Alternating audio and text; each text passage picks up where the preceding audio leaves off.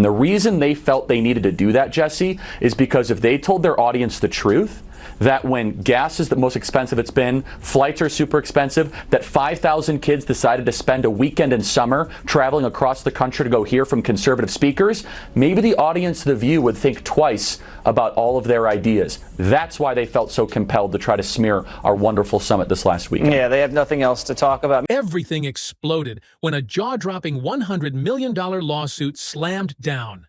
This wasn't some rumor or petty feud. It was a blazing legal cannon shot straight at daytime TV's loudest crew, The View. And guess who pulled the trigger? Charlie Kirk. He didn't come to play. He brought legal firepower that sent shockwaves through the entire media world. This wasn't just some loud argument or political spat. It turned into a full-blown courtroom war after The View stepped way over the line into dangerous defamation. Out of nowhere, over 5,000 students got pulled into this media storm. Young people from across the country who attended a conservative summit were suddenly painted as something sinister on national television. These weren't violent rioters. They were everyday students from high school and college, hungry to learn about politics and leadership. But on live TV, the hosts of The View attacked them like they were public enemies. Instead of celebrating youth engagement, the show twisted it into a national scandal. With smug grins and a we-know-better attitude, they lumped in peaceful students with the out-of-control protesters outside. CEO of Turning Point USA and the author of the new book, The College Scam. So, Charlie, do you accept The View's apology?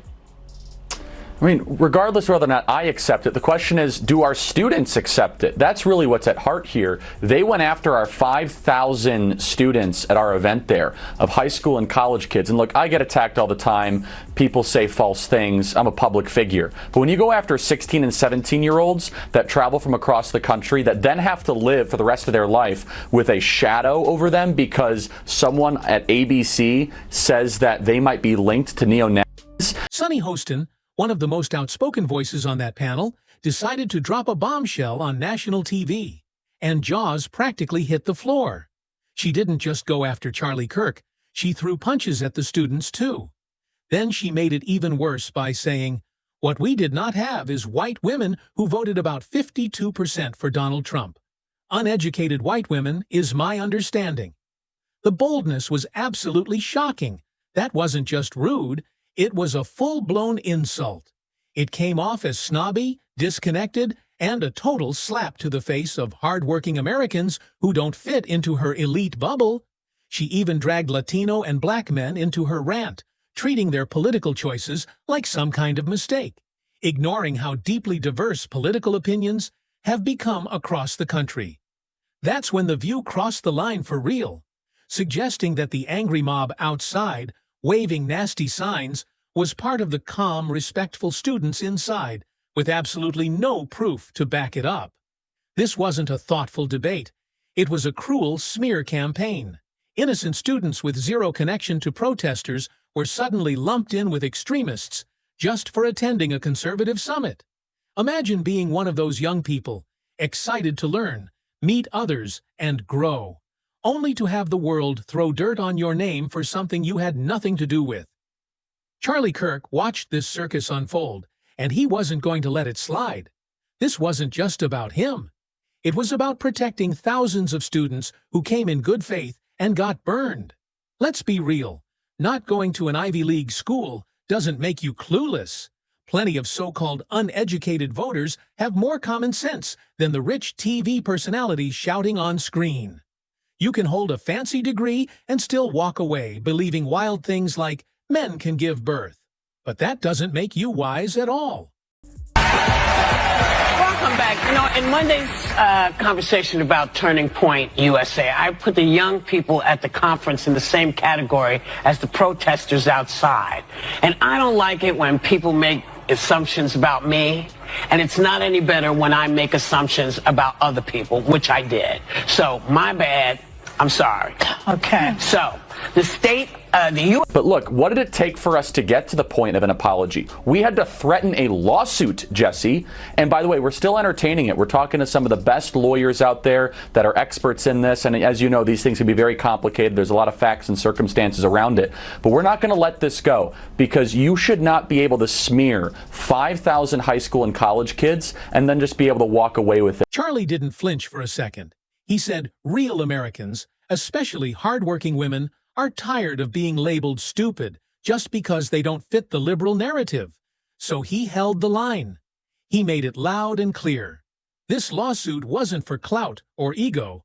It was about standing up for every person who got publicly insulted by one of the noisiest shows on television. Then came the shocker. Once the lawsuit was out in the open, Sunny Hostin cracked under pressure. She didn't keep calm. She completely unraveled right in front of the cameras, and the moment was impossible to miss. With millions watching live, Sunny's usual cool attitude shattered into pieces.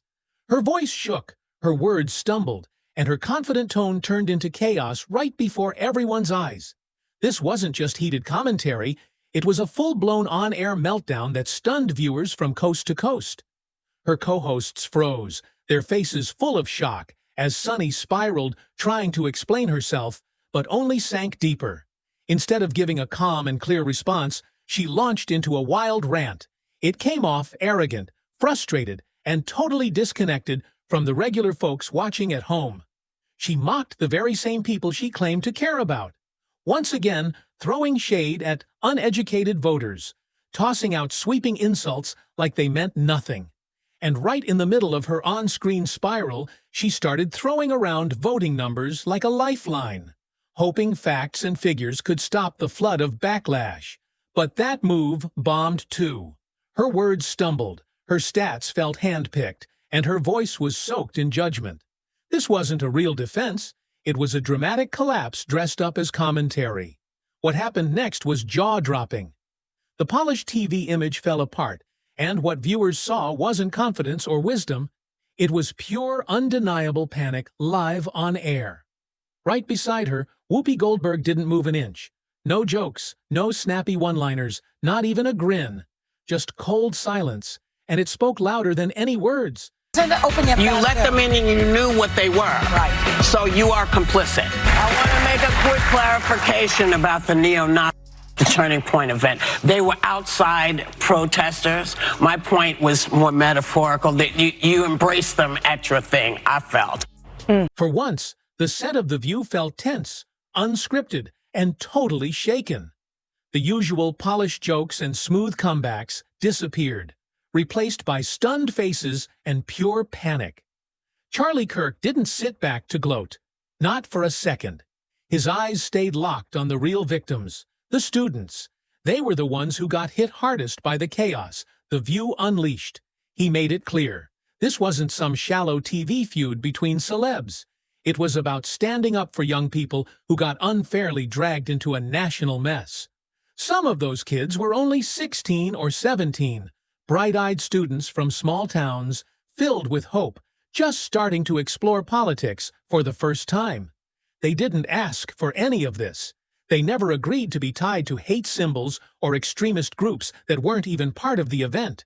But with one sloppy, reckless segment, their names were suddenly being linked to horrible words like neo-Nazi, a disgusting twist they never saw coming. Imagine trying to apply to college or walking into a job interview only to find your name tainted by hate you never supported. That's not just unfair, it's a nightmare that can ruin someone's future. Charlie wasn't backing down. He repeated it again and again. This wasn't about revenge or cancel culture. It was about protecting young people whose lives were flipped upside down by careless TV chatter. He made his stance loud and clear. Go after him if you must, he's used to it. But dragging innocent teenagers through the mud? That was a red line he would never let anyone cross. Eventually, The View read out what they called an apology. But it didn't feel sincere. It came off cold and calculated, like a legal move to stop the bleeding. Charlie wasn't fooled, not even for a second. He didn't smile. He didn't accept it. He hit back hard, questioning everything. Was it a real apology, Or just lawyer speak with a smile? By the time they read that so-called sorry on air, the damage was already done. It had exploded far and wide. Just because you didn't go to college doesn't mean you're stupid, and it doesn't mean that you don't have wisdom. You can go to college and get a bunch of irrelevant facts about how men can allegedly give birth or whatever they teach. But I said this to our team. I said working people, the muscular class, including working women, they are so in favor of Trump, and they don't want to be called stupid or uneducated. The clip had already gone viral. The buzz couldn't be stopped, and the damage was done. Those students were already bruised just by being linked to the mess. A few weak throwaway lines on daytime TV couldn't undo the tidal wave of lies that had been unleashed. These weren't whispered insults. They were broadcast loud and clear across the entire country. Behind the scenes, ABC's legal team started to panic. Executives who once laughed it off were now terrified they'd be held accountable for every single word said live on air. This wasn't just a PR issue anymore. They were now staring down serious legal threats, court appearances, and a media firestorm that couldn't be soothed with powder and commercial breaks. Charlie Kirk wasn't bluffing. He meant every word. His mission was bold. This lawsuit was going to tear the mask off a system that profits by smearing others for attention. He demanded real accountability, not the fake kind meant to win applause, but the serious kind rooted in truth, responsibility, and actual consequences. And The View couldn't escape it. All their lights, their glam, their rehearsed drama and clever zingers, none of it could stop the unraveling disaster playing out live for everyone to see. What made everything worse? Sunny Hostin just wouldn't stop. Instead of cooling the flames, she poured gasoline on them, mocking white women who supported Trump and slapping the uneducated label on them like it was a punchline. Then she turned around and slammed Latino and black men, throwing out broad, smug comments that hit like icy daggers. Her words didn't feel honest. They felt judgmental, cold, and dismissive. Viewers weren't just annoyed. They were stunned into silence. Fans who watched every day started asking themselves, was this still a show, or had it turned into a place that laughs at anyone who dares to disagree? The View's shiny reputation was in ruins. It had turned toxic overnight. What once felt brave now looked smug, scripted, and completely out of touch with regular people. And Charlie? He stood firm. He kept pounding the message. This wasn't about one moment on air. It was about how massive networks silence anyone who thinks differently. Of Florida this weekend. And the liberal panel just couldn't help themselves. The group sent a scathing cease and desist letter after hosts on The View suggested that Turning Point had embraced neo-Nazis who showed up outside the event. Don't want to say too much, but we're going to have a lot of fun at the Department of Education. We're going to have a lot of fun. Can I tell you something? Like, I've had quite a few people contact me about that particular post. Like, I'm sure I have 1/100th of what you're getting, but people are contacting me about cabinet posts. I'm like, I got look, nothing. I mean, I'm actually, after this conversation, heading to Mar-a-Lago for a week, and we have a lot to sift through, and if I could be helpful, I have asked. I want to be actively involved in all things education, as you can imagine. And because if thousands of young Americans can be publicly trashed on live TV and it's brushed off as entertainment, then what's truly off limits anymore? Then things took a darker, uglier turn. Outside the Turning Point event, protesters were waving vile signs and screaming hateful slurs. But they had nothing to do with the summit itself. These weren't attendees, weren't on the guest list, and had zero connection to the students inside. But on national television? The View blurred the lines, stuffing the hate and the summit into the same story like they were one and the same. That kind of twisting isn't just wrong, it's dangerous. Suggesting innocent students were part of hateful acts without a single shred of proof is beyond reckless. And instead of owning up to the mistake with a strong correction, the show let the false narrative hang in the air. No facts, no retraction, just cold silence. And that silence screamed volumes. Charlie Kirk saw right through it. He knew the playbook. It was a smear job in disguise, all dressed up in glam and clapping, but meant to destroy. This lawsuit wasn't about silencing voices. It was about making the powerful think twice before dragging regular people through the dirt for a few clicks. As court talk picked up speed, The View suddenly found itself under the same burning spotlight it loved to shine on others. And now there was nowhere to hide. Charlie flipped the script entirely. The courtroom became the new stage, and this time the truth was louder than any applause or forced laughter. With pressure mounting, the sparkle of The View began to crack. The once confident voices started to shake, because now the crowd wasn't clapping, it was watching every step. Behind the cameras, things were falling apart. Producers scrambled, lawyers combed through old clips, and execs whispered in panic about what a trial might dig up. This wasn't fun and games drama anymore. It had turned into a real, raw, legal fight. And Charlie Kirk wasn't blinking. He wasn't just pointing at a host. He was taking on the whole system that let it all happen. The lawsuit dragged a burning spotlight onto the very shadows The View hoped to keep hidden. What we did not have is white women who voted about 52%, right, for Donald Trump. Uneducated white women, is my understanding.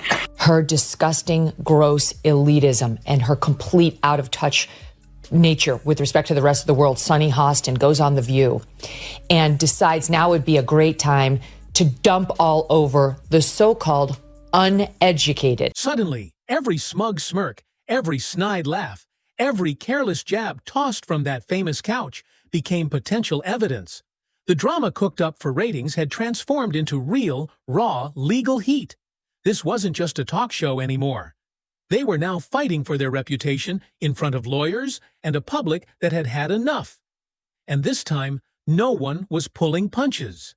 For the first time in years, The View's signature arrogance was being tested. Not by cheers, but by subpoenas and hard-hitting legal demands. Charlie Kirk didn't yell or toss around cheap shots. He came with receipts. And more than that, he came armed with something far stronger than sound bites. He brought real, powerful accountability. The message cut through like a blade. If you smear innocent people on national television, especially young students, there will be consequences. People all over the country sat up and noticed. Even those who didn't agree with Charlie's politics could feel something was deeply wrong here. Because this wasn't about left or right anymore. It was about unchecked media power, flung around carelessly when the cameras roll, and no one thinks they'll ever be held responsible. Viewers saw how The View treated opposing opinions, with eye rolls and arrogance, not curiosity. They traded truth for drama and spun facts for showbiz flair. Charlie ripped off the mask. He exposed what it really was, a glittery ego parade pretending to be journalism. But now the glitz was fading, and the lights were turning cold. What started as a viral clip had exploded into a cultural earthquake. No more hiding behind upbeat theme songs and snappy jokes. And Sunny Hostin, who once used her legal background like a badge on that panel, was now caught in the heat of real legal fire. And this time, the law didn't care about applause. She had used legal terms to score points on air. But now, the law was looking her straight in the eye, and it wasn't laughing. The View had acted untouchable for years, but now they were standing trial, with every word, every insult, every smug remark under a legal microscope. Charlie didn't need to scream or storm out. He just walked into court with a mission: to defend the students who were never given a chance to defend themselves. He turned their humiliation into power, and their silence into undeniable pressure that forced the media machine to answer for every reckless word. And in doing so, he revealed something even worse than a cruel segment. He exposed a media culture built on bullying, dressed up in the costume of bravery. This lawsuit wasn't about grabbing headlines or stacking dollars. It set fire to a broken system that's dodged truth for way too long. It roared that words matter, and lies carry a price. Because if giant networks can brand innocent kids as monsters just to stir up applause, what boundaries are even left? That's the terrifying question Charlie dared the world to answer. And as The View squirmed in the harsh glow of public judgment, one truth became undeniable. Charlie Kirk wasn't just seeking justice. He was flipping the script.